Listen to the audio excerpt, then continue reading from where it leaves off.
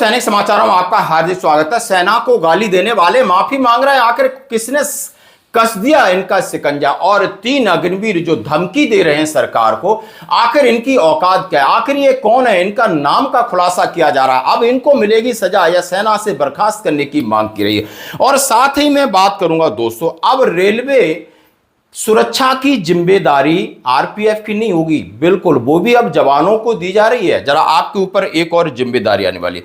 और दोस्तों क्यों जिम्मेदारी दी जा रही? क्योंकि एक हाई कोर्ट के जज साहब ने कहा है स्टेट के मुख्यमंत्री और प्रशासन के बस की बात नहीं है कि निजी संपत्ति की सुरक्षा करना, सेना लगा दो।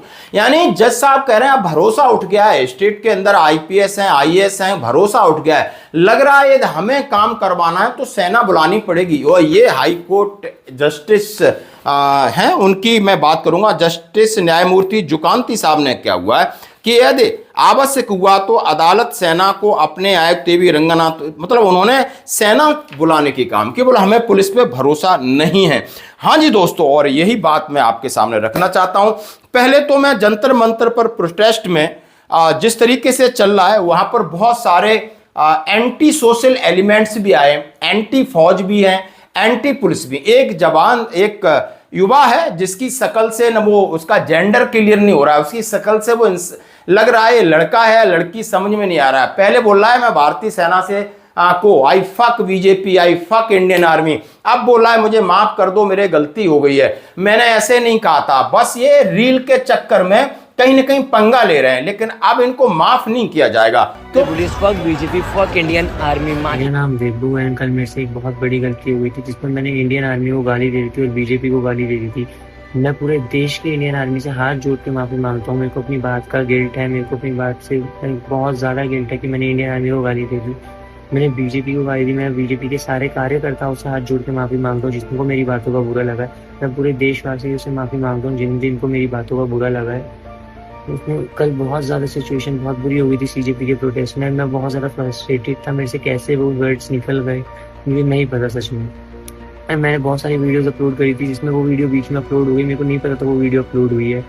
एंड वो मैंने वीडियो शूट करी, वही बड़ी बहुत गंदी बात है, मतलब गलत बात है, वो नहीं करनी चाहिए थी। मेरे को इंडियन आर्मी का नाम भी नहीं लेना चाहिए था। तो मेरे को अपनी बात का बहुत ज़्यादा गिल्ट है। I am sorry. एंड जिसको मेरी बातों का बुरा लगा है हाथ जोड़ के उनसे माफ़ी मांगता हूँ, पूरे देशवासियों से माफी मांगू जिन को मेरी बात को बुरा लगा। क्योंकि जितने सेना के अधिकारी सब लोग इस बात को लेके गुस्सा है। मैं ट्विटर पर पूरा फॉलो करता हूं। हमारे दिल में आग लगी है कि इसकी शकल है, न सूरत है और न इसका हिसाब किताब है, इसके मुंह से ऐसे कैसे निकला। यानी ये देशद्रोही तो बनेगा ही बनेगा, और इससे पहले ऐसे देशद्रोहियों का इलाज करना बहुत जरूरी है।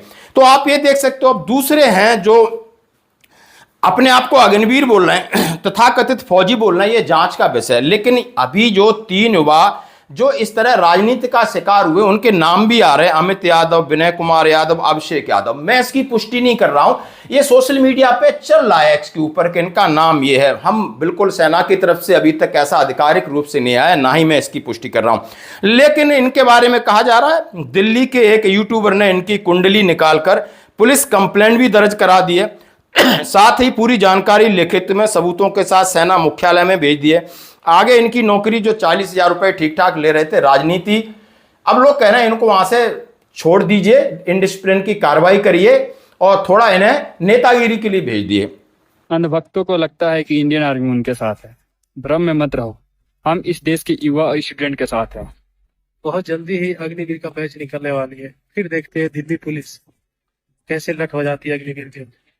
मैं देखता हूँ, देखते हैं तुमने अपनी माँ का कितना दूध पिया है, हमसे भिड़ना, फिर बताते हैं इंडियन आर्मी क्या चीज है। ये कहीं ना कहीं राजनीति का शिकार हुए हैं। तो दोस्तों किस तरीके से सोशल मीडिया पे इस पे आपके बच के रहना है, इस पे हीरो नहीं बनना है। हीरो बन गए और वायरल हो जाओगे तो जीरो बनने में समय नहीं लगा। अब एक और मास है जो लगा करके हेलमेट बकवास किया जा रहा है। लगता है इन लोगों का अभी मन भरा नहीं, और बच्चों को पीटना चाहते हो क्या?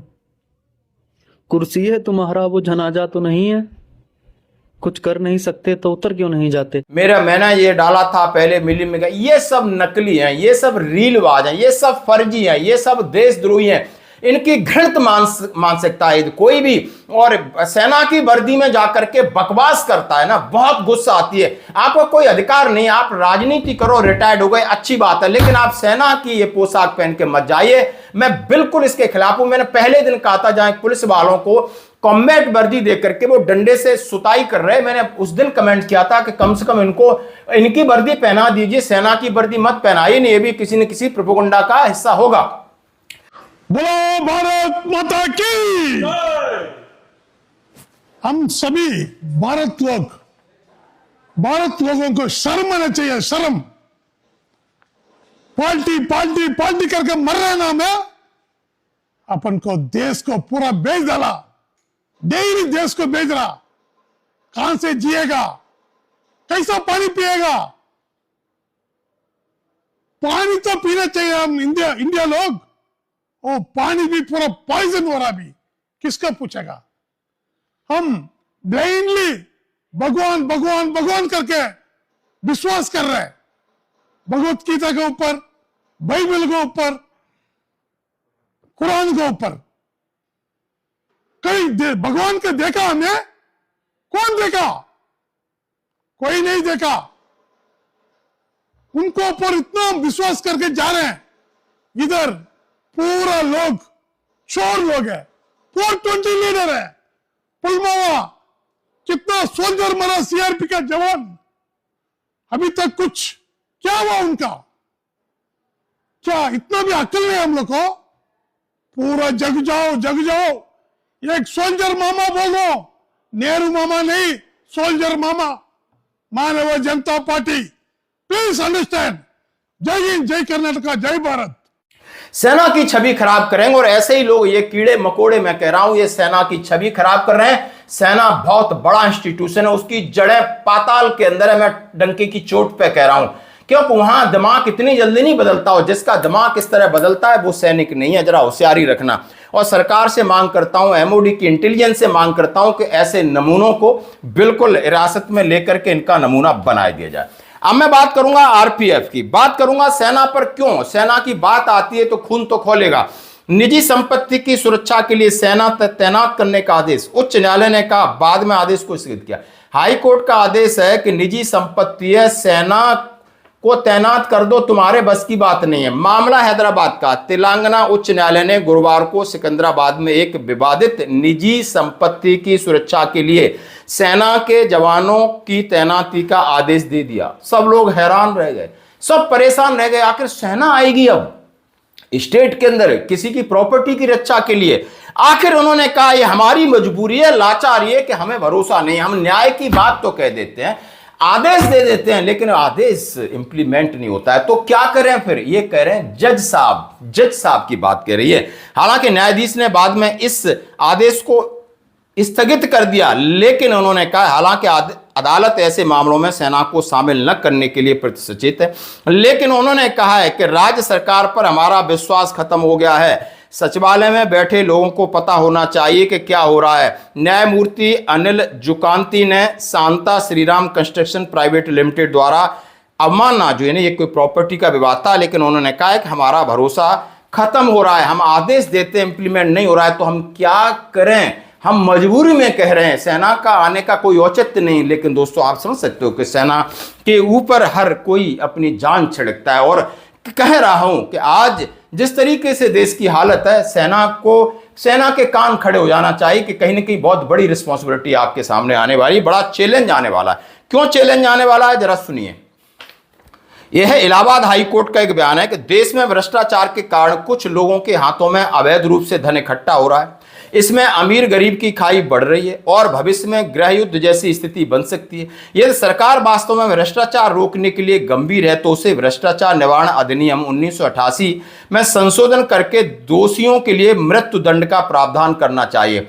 आज सख्त टिप्पणी है, आम भारतीय ने भ्रष्टाचार को सामान्य मान लिया है, पकड़े जाने पर इन्हें कोई गलती नहीं समझ रहा है, आम बात हो गई है। उन्होंने कहा है कि हमारे 182 देशों में भारत का 91 पर भारत है। भारत को शर्म आनी चाहिए। और मैं कह रहा हूं जितने नेता बैठे हैं सबसे ज्यादा भ्रष्टाचार यहीं से शुरू होता है। तो आपकी क्या है प्रतिक्रिया? अब मैं बात करूंगा जिसका आपको इंतजार था कि रेलवे सुरक्षा व्यवस्था में बड़े बदलाव की तैयारी। आरपीएफ की जगह सीआईएसएफ संभालेगी कमान। रेलवे बोर्ड ने मांगी रिपोर्ट। अब वो भी परेशान है, इनको भी इस खाकी पर भरोसा नहीं है। बोला आप सीआईएसएफ दे दीजिए, पैरामिलिट्री फोर्सेस दे दीजिए, यहां पर भ्रष्टाचार बढ़ रहा है। कहां कहां फोर्स और पैरामिलिट्री फोर्सेस संभालेगी? नेताओं की सुरक्षा वो संभाले, नेताओं का घर वो संभाले, देश का बॉर्डर वो संभाले, देश को वो संभाले।